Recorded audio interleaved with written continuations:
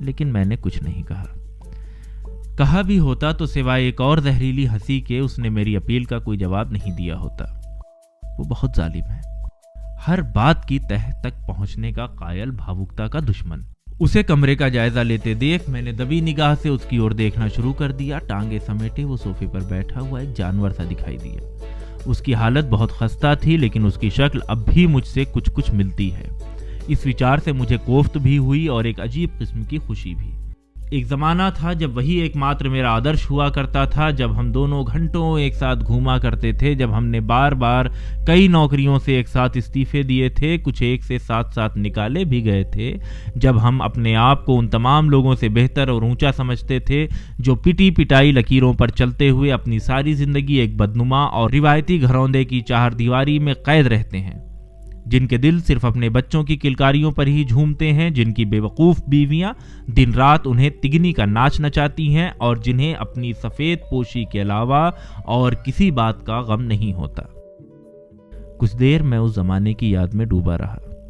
महसूस हुआ कि वो फिर उसी दुनिया से मेरे लिए पैगाम लाया हो, फिर मुझे उन्हीं रूमानी वीरानों में भटका देने की कोशिश करना चाहता हो जिनसे भागकर मैंने अपने लिए फूलों की सेज संवार ली है, जिस पर माला करीब हर रात मुझसे मेरी फर्माबरदारी का सबूत तलब किया करती है और जहां मैं बहुत सुखी हूं। वो यूं मुस्कुरा रहा था जैसे उसने मेरे अंदर झांक लिया हो। उसे इस तरह आसानी से अपने ऊपर काबिज होते देख मैंने बात बदलने के लिए कहा, कितने रोज यहां ठहरोगे? उसकी हंसी से एक बार फिर हमारे घर की सजी संवरी फिजा दहल गई और मुझे खतरा हुआ कि माला उसी दम वहां पहुंचकर उसका मुंह नोच लेगी, लेकिन यह खतरा इस बात का गवाह है कि इतने बरसों की दास्ता के बावजूद मैं अभी तक माला को पहचान नहीं पाया।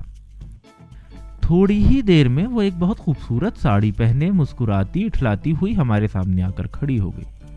हाथ जोड़कर बड़े दिलफरेब अंदाज में नमस्कार करती हुई बोली, आप बहुत थके दिखाई देते हैं, मैंने गर्म पानी रखवा दिया है, आप वॉश कर लें और कुछ पीकर ताज़ा दम हो जाए। खाना तो हम लोग देर से ही खाएंगे। मैं बहुत खुश हुआ।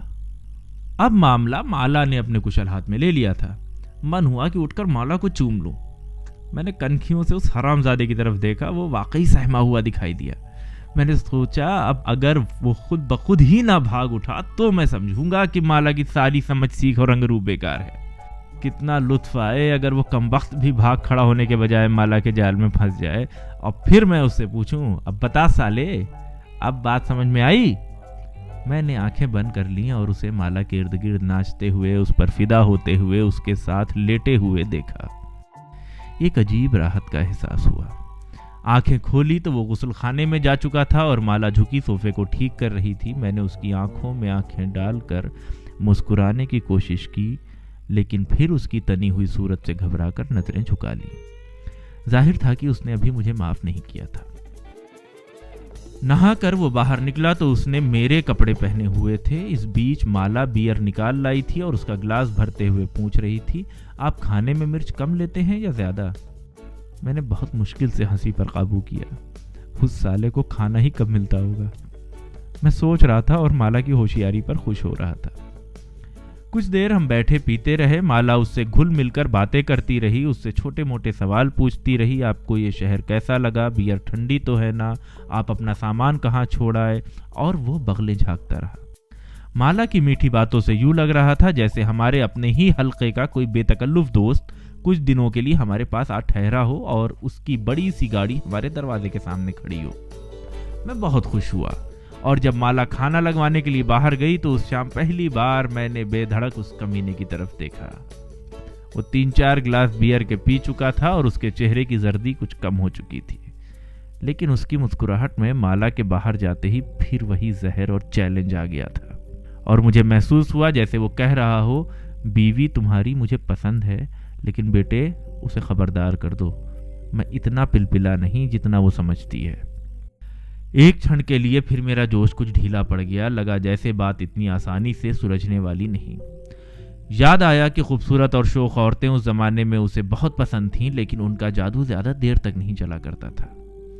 फिर भी मैंने सोचा बात अब मेरे हाथ से निकल गई है और इंतजार के सिवा मैं और कुछ नहीं कर सकता। खाना उस रोज बहुत उम्दा बना था और खाने के बाद माला खुद उसके कमरे तक उसे छोड़ने गई थी। लेकिन उस रात माला ने मेरे साथ कोई बात नहीं की। मैंने कई मजाक किए, कहा नहा धोकर वो काफी अच्छा लग रहा था, क्यों, बहुत छेड़छाड़ की, कई कोशिशें की कि सुलहनामा हो जाए, लेकिन उसने मुझे अपने पास फटकने नहीं दिया। नींद उस रात मुझे आई नहीं, फिर भी अंदर से मुझे इत्मीनान था कि किसी न किसी तरह माला दूसरे रोज उसे भगा देने में जरूर कामयाब हो जाएगी। लेकिन मेरा अंदाजा गलत निकला। माना कि माला बहुत चालाक है, बहुत चुस्त है, बहुत मनमोहनी है, लेकिन उस हरामजादे की ढिठाई का भी कोई मुकाबला नहीं। 3 दिन तक माला उसकी खातिर तवाज़ो करती रही। मेरे कपड़ों में वो अब बिल्कुल मुझ जैसा हो गया था। यूं नजर आता था जैसे माला के 2 पति हों।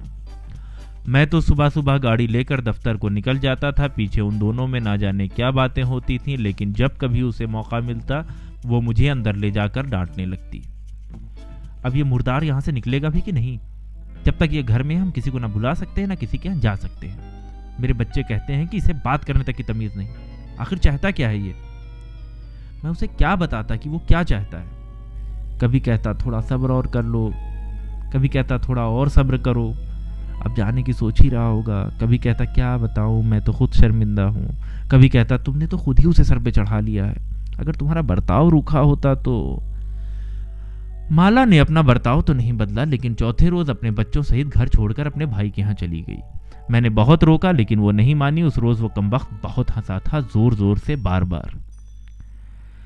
आज माला को गए 5 रोज हो गए हैं। मैंने दफ्तर जाना छोड़ दिया है। वो फिर अपने असली रंग में आ गया है। मेरे कपड़े उतार कर उसने फिर अपना वो पहला सा कुर्ता पैजामा पहन लिया है। कहता कुछ नहीं है, लेकिन मैं जानता हूं कि वो क्या कहना चाहता है, कि देखो ये मौका फिर हाथ नहीं आएगा। वो चली गई है, बेहतर यही है कि उसके लौटने से पहले तुम भी यहां से भाग चलो। उसकी चिंता मत करो, वो अपना इंतजाम खुद कर लेगी। और आज आखिर मैं उसे थोड़ी देर के लिए बेहोश कर देने में कामयाब हो गया हूं। अब मेरे सामने 2 ही रास्ते हैं, एक ये कि होश आने से पहले मैं उसे जान से मार डालूं, और दूसरा ये कि अपना ज़रूरी सामान बांध कर तैयार हो जाऊं, और ज्यों ही उसे होश आए हम दोनों फिर उसी रास्ते पर चल दें जिससे भागकर कुछ बरस पहले मैंने माला की गोद में पनाह ली थी। अगर माला इस समय यहाँ होती तो वो कोई तीसरा रास्ता भी निकाल लेती, लेकिन वो नहीं है और मैं नहीं जानता कि मैं क्या करूं।